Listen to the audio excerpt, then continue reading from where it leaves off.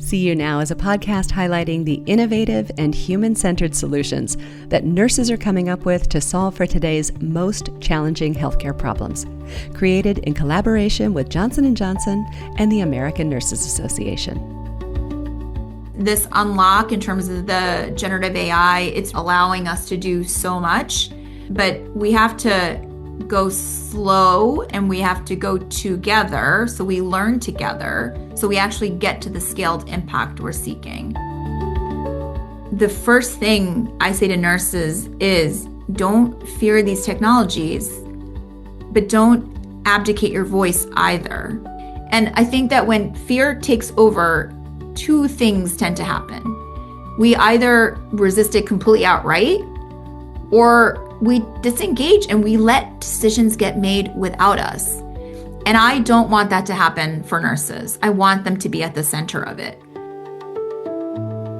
I think that there's still so much more work to be done, but I do try to represent that voice as a nurse because for me, as an extension, it's the voice of the patient. Welcome to See You Now. I'm Rebecca McEnroy, executive producer for See You Now. There is a palpable mix of excitement and anxiety about the latest impending wave of artificial intelligence. AI tools are being developed that will fundamentally impact our jobs, our relationships, our access to knowledge and creativity, our children's lives, and the planet. But for an industry like healthcare, where fax machines and pagers are common, where people struggle to find affordable care or adequate resources, and nurses are leaving the profession due to administrative burden and moral distress, can AI be an answer? In this two-part feature, The Clinicians Shaping Healthcare Technology, for our AI in Place series, host Oriana Beaudet, Vice President of Innovation at the American Nurses Association, Credentialing Center and Foundation, talks with a nurse and a clinician helping to shape the future of AI in healthcare for one of the largest technology companies in the world.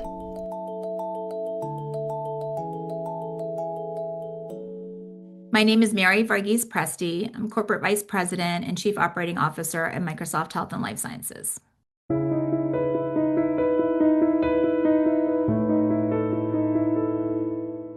I grew up in Philadelphia. I think of it as a very gritty city, and I rep Philly pretty hard. I grew up in an immigrant household. And in my household, healthcare and nursing in particular was part of our everyday life.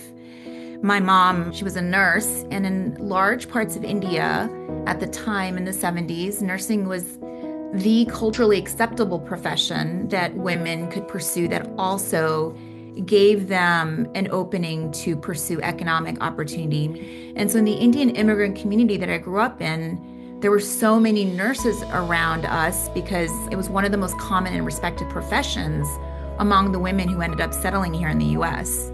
So I was surrounded by all these, we call them aunties, but all these aunties, these women who were nurses across specialties and settings. I saw them working so hard, and for them, nursing wasn't just a job. It represented agency and independence and mobility. And it was, of course, a way for them to support their family, but it also enabled them to move across borders. And so I would say from a very young age, especially with my mom as a nurse, I saw nursing as very serious work. I saw it as intellectually demanding. I did see it as emotionally taxing.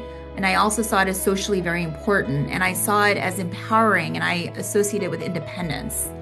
And I think the seeds of wanting to do something purposeful and having a career that was very much driven by mission started for me back there.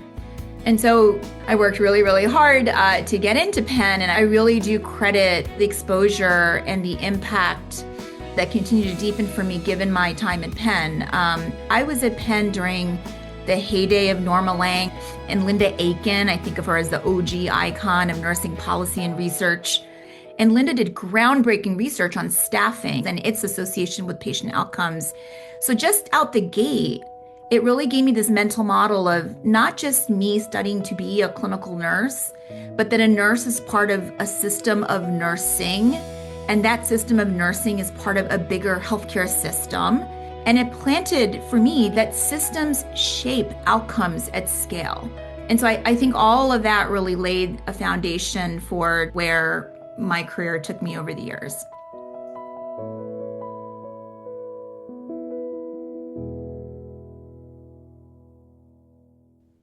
Well, Mary, we are just completely delighted to have you be a part of the See You Now podcast. And you've had this background that has spanned clinical care, health reform, biopharma, and digital health.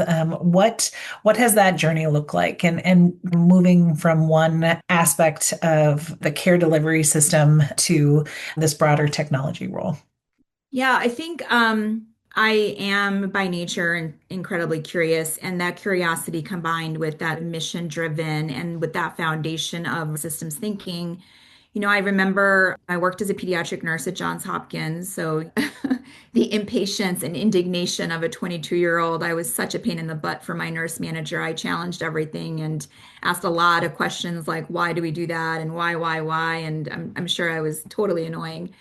But when I went through that experience as, being a bedside nurse, I had these questions in mind around why are things the way they are, because I saw so many things broken and we still have a lot of fragmentation in the healthcare systems. I remember one patient in particular, the clinical designation for that time was MRCP, so very severe cerebral palsy, couldn't speak, was a ward of the state and was in almost like a full body cast and had a shunt, and the shunt was malfunctioning. I was on night shift, and when you're taking care of a patient, especially back in that time, we were big proponents of primary care nursing, so we tried to be consistent about each nurse having the same patient over the course of time.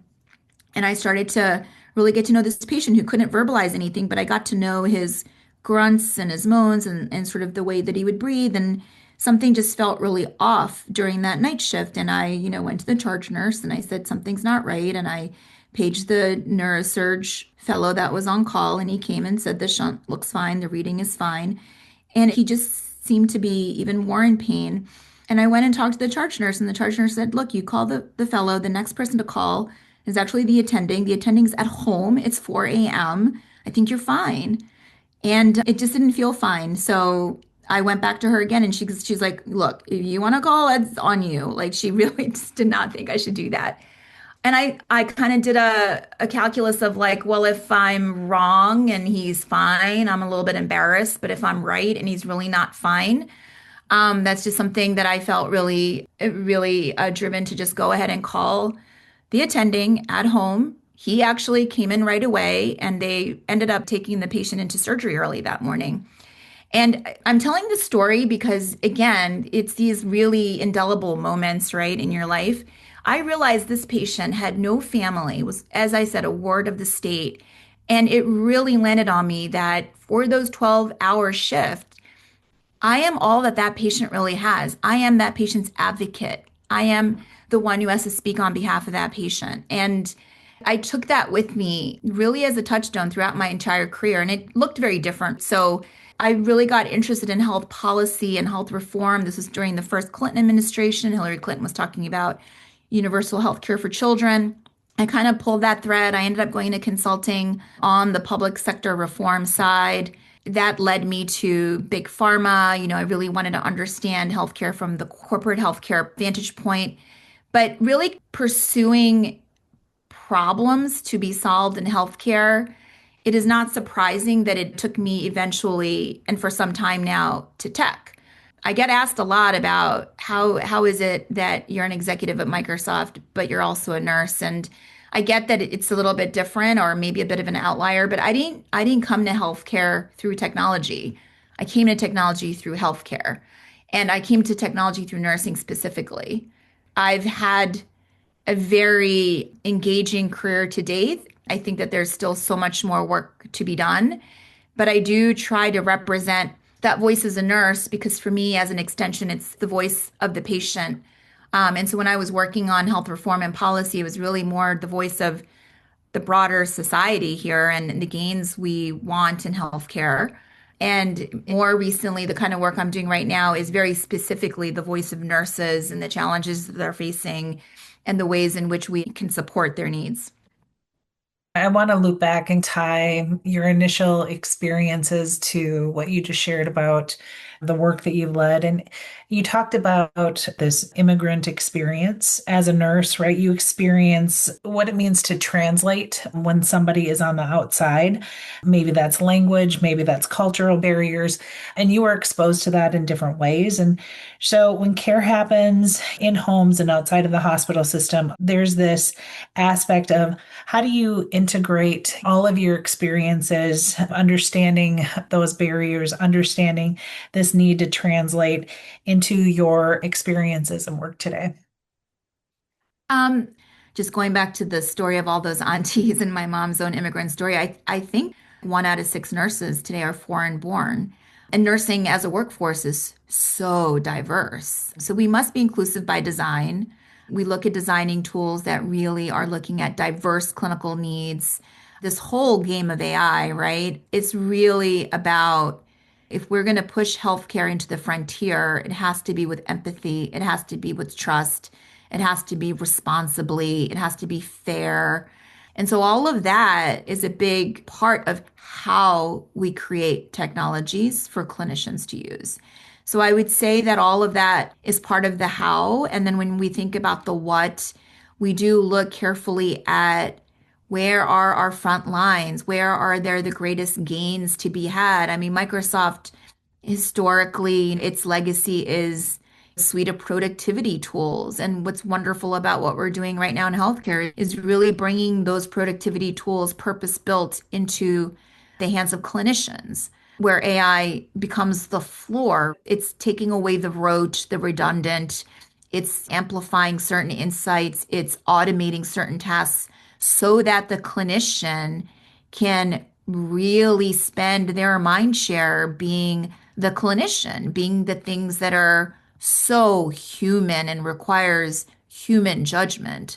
And I think we need more and more of that. And I think that is where this era of AI is going to take healthcare. And how do we ensure that this health technology and these AI tools are truly inclusive, that they're usable and beneficial, where there's broader predictive analysis with these digital tools? There's also this higher probability of a future with more hybrid teams made up of both human caregivers and digital agents. What does that look like from your perspective?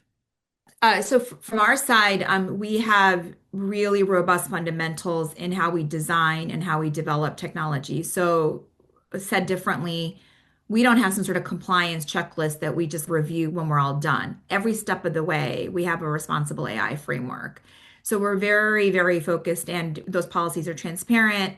We have very rigorous protections. We really think about how do we design, how do we build, how do we test, how do we deploy, how do we monitor in a way that promotes fairness, promotes inclusivity, accountability, safety, ethics. So I would say that that's just in our DNA for how we actually create the product. Now, there's a whole other stage of that, which is we co-develop with nurses. For this particular nursing product, we also have clinician tools that we've developed for physicians as well as radiologists. But speaking about this nursing one, we designed it with nurses, with staff nurses, with nurse managers, obviously with nurse executives, all at the center of it. And then when we go to pilot it, which we have over 10 health systems right now, we call it private preview. There's also the whole part of, well, how do you deploy it? And how do you deploy it in an actual nursing unit? And what are the learnings? And so it doesn't just stop at we designed it and we built it with fairness in mind. We follow it all the way through. We really partner with health systems, with those nurse managers, with the nurses themselves on how is it then getting deployed? What greater learnings can we get? How do we then iterate and refine? So it's really the complete life cycle.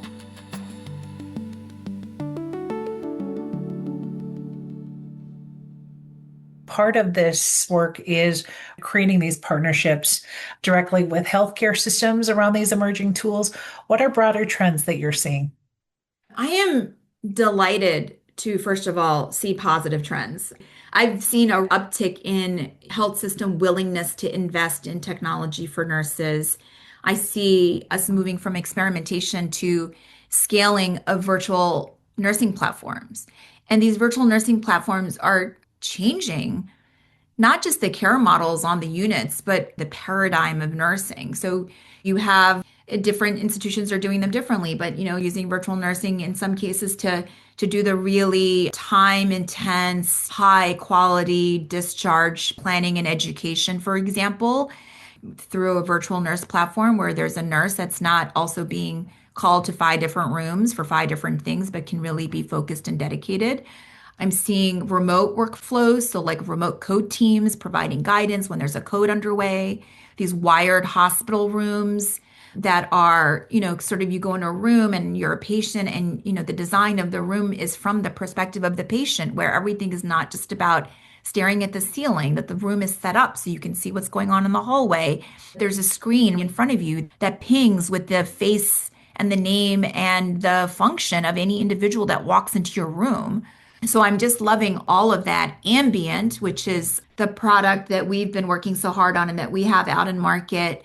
It's conversational AI. So we launched the first commercially available ambient solution that we purpose built for nurses. And what that is you put this in the hands of nurses and they are using their phone and they are getting consent and they record the conversation they're having with the patient when they come in and they're saying out loud vital signs, pain score.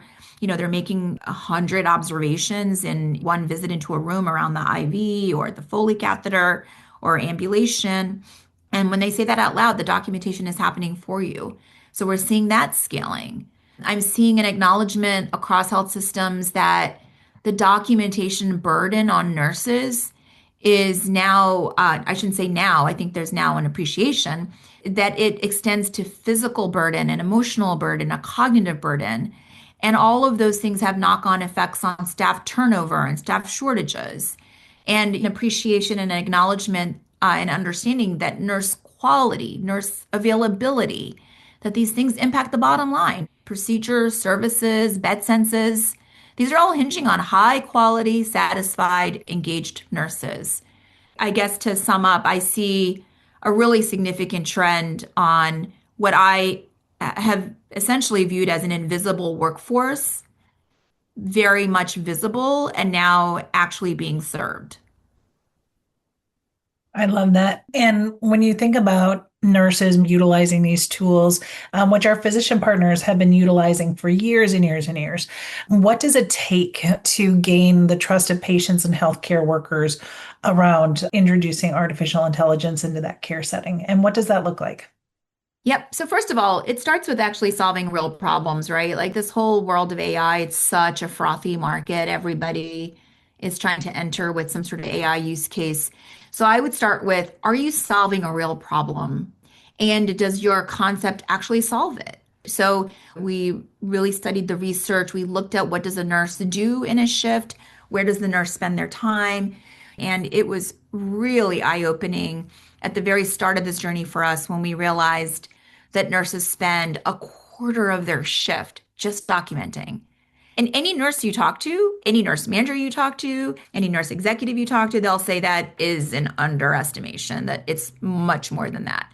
This is a real problem. They spend all of this time on documentation. They're caring for the technology. They would say that they feel like data entry clerks. And the reason that this was such a problem is they went into nursing to deliver patient care, and all of this documentation burden was pulling them away from that patient care. And what did we do? We created workstation on wheels or computers on wheels, and we have them that go up and down the hallways. So we made it a little bit closer to them, but they're still in it all the time. And so number one is starting with a real pressure point that you can actually think about AI solving. And then the second thing is, we would go and shadow them. We would watch them. We would see what our nurse is doing. We're watching them write. And we've all experienced this. You're writing on your hands, you're writing on tape, I'm sticking it on your stethoscope, on your scrubs, whatever it is. But even though they have a workflow for documentation, they're batch documenting because they're putting the patient first. They're making sure they can get to the patient and get all those needs. And then they sit down and document. And so a big part of gaining trust of the workers and the patients is solving a problem that benefits both. It's not presuming that you have the answer, but actually putting yourself physically in the space of what's going on, observing. And then we had an innovation loop of these staff nurses, and we would have lots of concepts, and they would say that would never fly, that this is the problem with that. And gosh, we loved that so much because that kind of rich feedback early on to make sure that we actually end up building the right thing and also build it the right way is super important. So I would say that collaboration, fundamental, transparency in how we build, and then co-creating with these frontline nurses to make sure that we're actually in their workflow and that the solution's actually solving a problem the way that they naturally work. If it doesn't work, you're not going to trust it. So the AI has to work. It has to be consistently working. And of course, all the things I mentioned earlier, you don't have any questions about the privacy, the compliance, the safety, all of those things. So those are just table stakes in how you develop technologies that include AI for clinicians and for the ultimate benefit of patients. And our physician partners take an oath to do no harm. And in nursing, we have our code of ethics, which essentially tells us to do good. Now you're working in this national and international position around tech innovation, where tools can both heal and unintentionally harm. How do you personally navigate nursing ethics in this context around AI development? So, and again, I'm speaking, as you said, personally. So I personally don't see a conflict between nursing ethics and innovation. I really see nursing ethics as my compass for innovation. Physicians' code of ethics, of course, do no harm, the Hippocratic Oath. The nursing code of ethics, it really pushes us one step further from that. It's asking us to actively do good. I go back to that story about the ward of the state that was my patient. It's asking us to advocate. It's asking us to protect the dignity of the patient in our charge and to see that whole person, not just the diagnosis. So when I think about AI in healthcare, all of those values that I just mentioned around the nursing code of ethics, I hold those so close. AI has this power to really wick away the kinds of things that nurses have to do in workflows that are poorly designed or frankly are not clinical in nature, but somebody has to do it and it lands on the nurse. It's low value work. It's rote work. And so I see AI as having this power to automate a lot of that stuff and make all of that much faster so that I, as a nurse, can actually bring everything I have to bear for my patient during my shift. And I also am always reminded that trust is not assumed, it's earned. And so with AI, we have to earn that. And so that's what we talked about earlier around transparency and safety, but also humility, right? If something isn't working, pausing, really listening to the nurses, refining, iterating, adjusting, that is the way through this. And so I see at its best that AI is going to help all of us do more good, to keep patients safer, to deliver more humane care, and to be able to deliver it more sustainably across our workforce.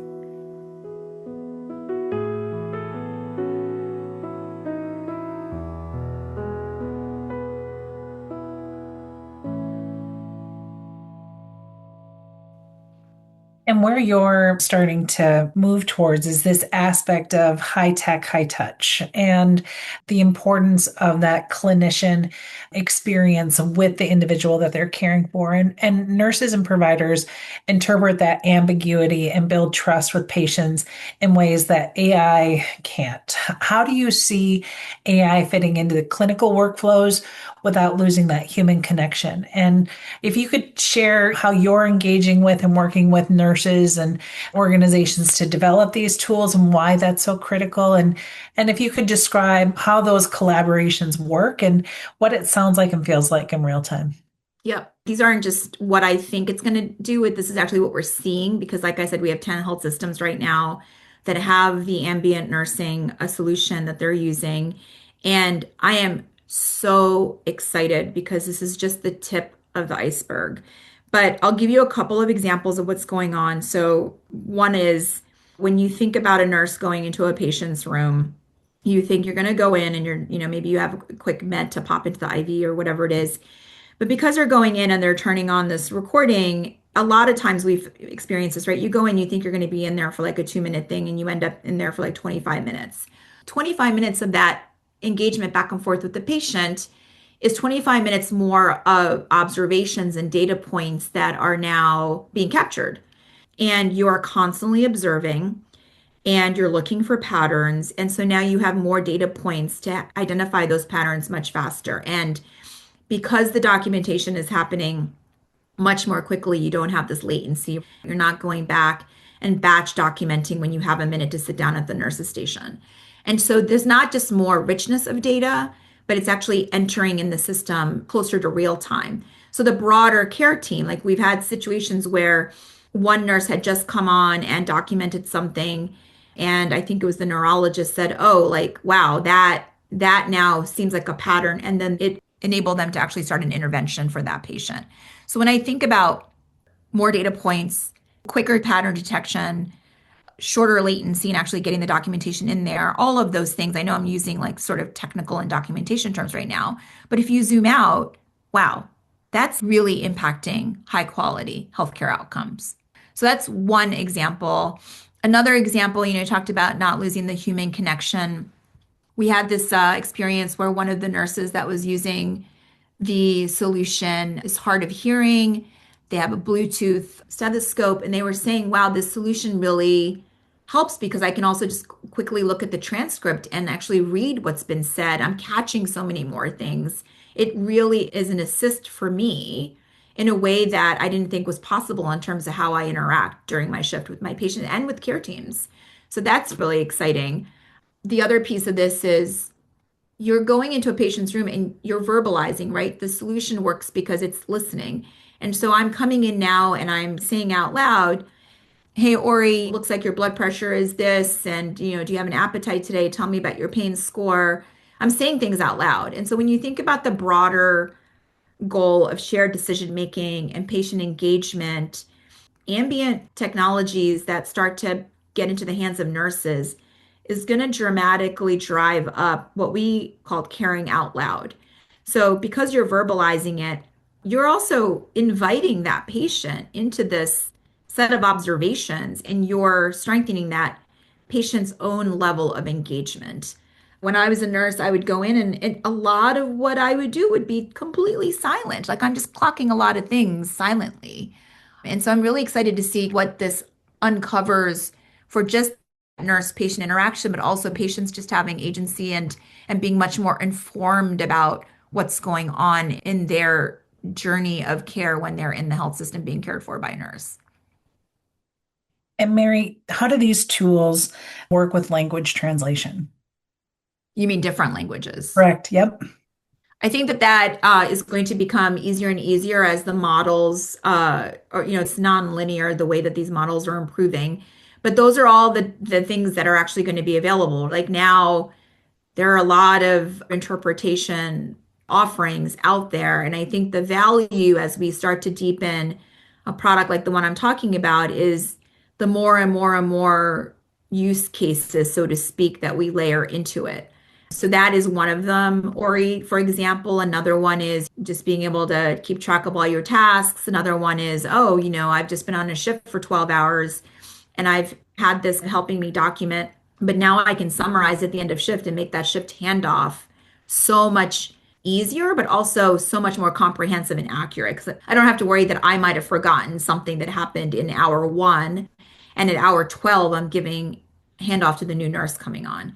So this is the beginning, tip of the iceberg of a lot of value that will be delivered to nurses at the speed at which we are able to understand how to define the problem and point AI at solving those problems for nurses. And when we think about this role of change, right, the amount of change that's happening across healthcare and now specifically with these new tools, what's the role of change management and adoption around these emerging technologies? And what does successful everyday AI implementation look like for nurses to keep those teams engaged, assess those workflows, and, while rolling out new practices and ways of working that are effective to improve care in the healthcare environment? I think change management is a big piece of any kind of technology adoption, specific to nurses and specific to AI. We're partnering with the people that are actually on the floors, with the nurse managers. We are sharing best practices and we are continually learning what it takes, right? What I really appreciate about nursing is it's just part of the nursing education and discipline. We are taught quite a lot about behavior modification, right? Like that's part of our training. And this is just an extension of that. Like, how do you change behavior now that there is this technology available? It is a big shift for nurses to speak out loud, to care out loud. It's not the way that they have been taught, it's not the way that they have been practicing. It's different for physicians because physicians have been dictating for years. And so going from dictation to conversational is actually going the opposite direction where it's much more natural and free form. So there is work to be done in terms of helping nurses. And I think the key thing is when they do it and they see great value, as is the case with all of us, right? If we try to do something and we're not seeing any benefit, we're probably going to have a hard time going back to it. So it goes back to the AI has to be accurate. It has to be solving real problems. It has to be intuitively designed. Our vision is that nurses can be eyes free, hands free with technology because they're mobile. They need their hands. They're auscultating. They're palpating. They need the use of their hands. And so we want to get there with the technology. So it's really understanding like what do they need? How do we make it easy? But also we should not be sitting in this ivory tower of a technology firm presuming that we know, which is why it is super important to co-develop this with health systems and nursing units. And it will be a journey, but I think, you're looking at a nursing workforce where the majority probably at this point have not known life without a mobile phone. So people are expecting to use technology in their day-to-day, and nursing for the most part hasn't really had that option other than the electronic health record, really. So I think that is a big piece of it. And I think when I think back to the early days of the internet, we were like, oh my God, this is so scary. And, I don't know, and I don't trust it. And I would never put my credit card information on the internet. And now we're all doing online banking and we're doing online shopping. And, it's just become a part of how we do things. And we had to create guardrails and we had to learn how to look at a Google search result and decide that that's a sponsored one and this is probably more credible. Like we're going to build those skills. I'm not even talking about nurses and in healthcare. I just mean all of us as walking on this planet, given the era of AI advancements that we're all in collectively.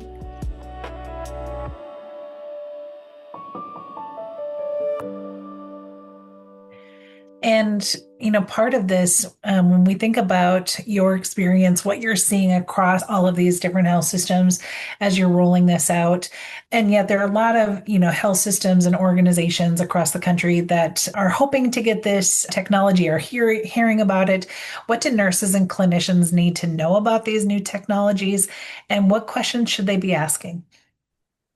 So one of the things I would say is you need to get familiar with these AI tools and using AI. You need to get educated. Don't fear it.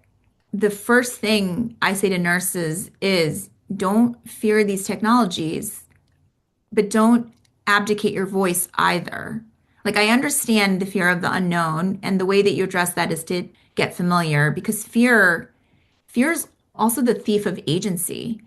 I want nurses to have AI solutions. I want them to have that option. I say often nurses deserve AI. AI is not here to replace nursing judgment. AI is not going to replace nursing touch. The moments that you are there at a patient's most vulnerable moment. It's here to take some of the friction that is accumulated around the work, the documentation, the duplication, the chasing of the information, the chasing of the supplies. Where is that wheelchair? Why are we still waiting on this, from the blood bank? Really addressing some of those things so nurses can really focus on the parts of care that only human beings can provide. And I think that when fear takes over, two things tend to happen. We either resist it completely outright, or we disengage and we let decisions get made without us. And I don't want that to happen for nurses. I want them to be at the center of it. That only happens, though, if nurses are involved early in design and pilots and feedback. But I guess I would say, fear closes doors and like engagement and participation opens them. What lessons have you learned about driving change in healthcare and navigating all of these different systems? Talk a bit about how you are bringing your experiences back to the nursing profession. Well, first and foremost, just like remembering what it's like to be on your feet all day long and understanding the toll of what I mentioned earlier about the physical, the cognitive, the emotional burden. It's really, really important to have those top of mind because it informs everything that you're doing around the design or the development or the piloting or the scaling of it. Always asking, is this going to save nurses time? Is it going to work in their environment? Is it going to prove value? Will there be early wins? Are they going to have trust in it? And therefore, will they adopt it? All of that change management, really great product intuition, super, super important to bring all that together. This unlock in terms of the generative AI, it's really allowing us to do so much, but we have to go slow and we have to go together so we learn together so we actually get to the scaled impact we're seeking. And just being open, Satya Nadella here at Microsoft really pushes the we need to be learn-it-alls, not know-it-alls. And, the killer is to say, oh, we've already seen this before. Really, really being open and being curious and learning together, I think, is how we are going to figure all of this out. What you just shared is so important. So when you're thinking about your experience, and I love learn it alls, not know it alls, how have your thoughts about the nurses and the nursing profession changed through this work, or what have you learned from them? What have you learned from nursing? I think that nurses, they are a scrappy, resourceful, adaptive bunch. I chuckle a little bit like when you go and you actually do the shadowing and the observations. Man, there are so many workarounds. Like if something is not working for them, they have a workaround.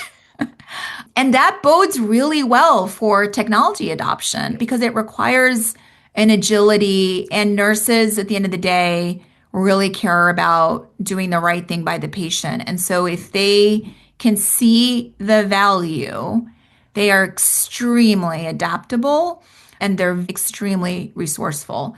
So that is something that I have learned about nurses. And I think if you look at my career path, I like to go do things I've never done before. I think it really speaks to my own desire and ability to adapt.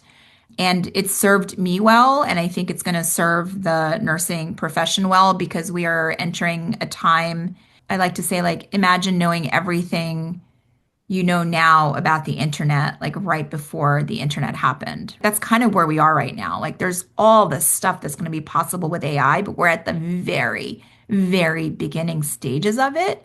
And so I think that there is so much potential for nurses to live in a world where technology finally blends into the background and is not at the forefront of everything they do, but it actually is removed between them and the patient. And it's intuitive and it's proactive and it's supportive, assistive, and augmenting them. It becomes the floor for them from which they rise to deliver excellent patient care with so much humanity. So I'm very excited about that. And I think that's where we're headed. And when we think about nursing, and as we look at an aging population, a shrinking clinician workforce, what are your thoughts around the global workforce shortage and the role of technology? So I know that we have a global shortage.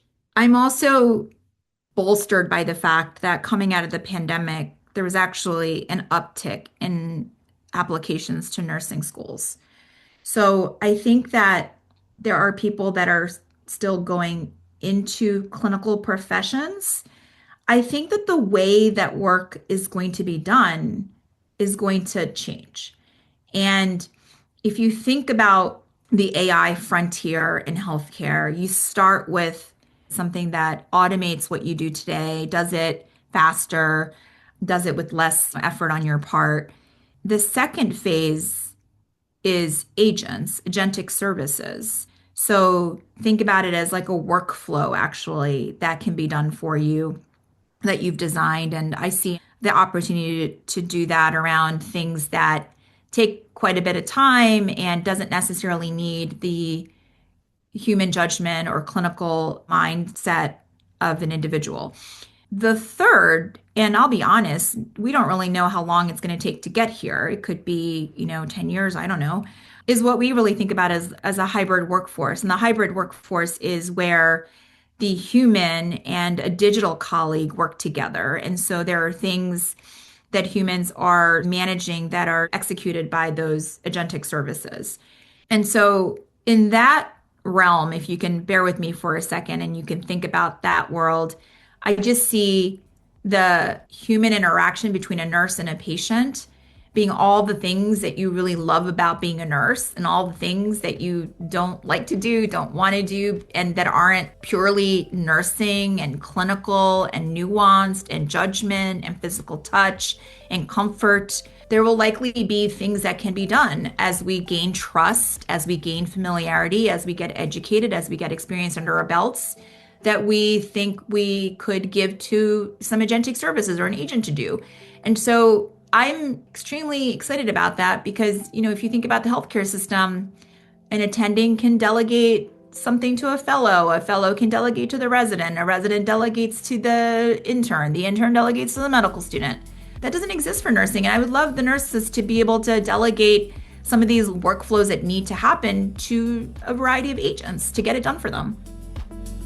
What excites me the most is to have all of the information comprehensively so that the best decisions are being made, so that the quality and the outcomes dramatically improve.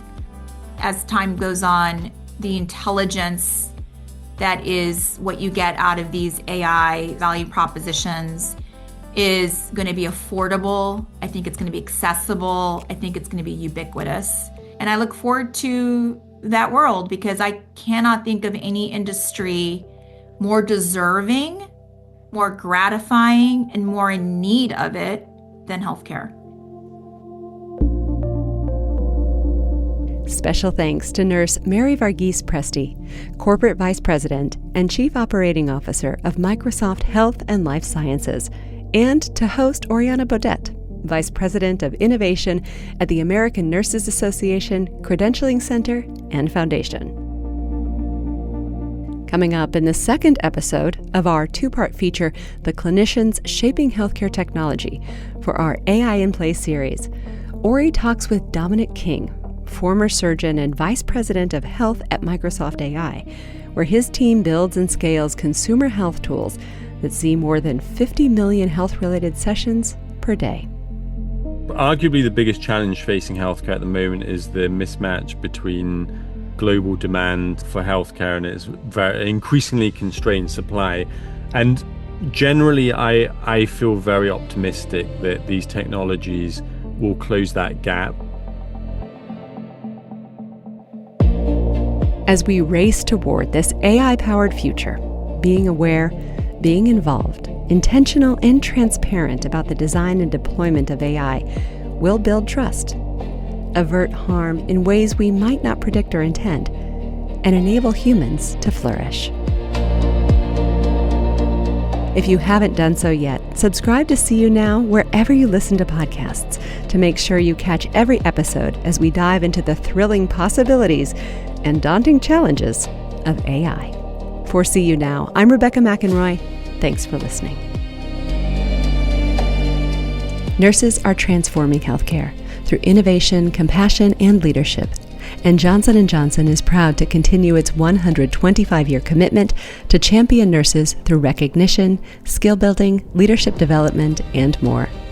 The American Nurses Association is dedicated to building a culture of innovation. Nurses improve the lives of patients and communities through innovative thinking, empathetic connection, scientific rigor, and sheer determination.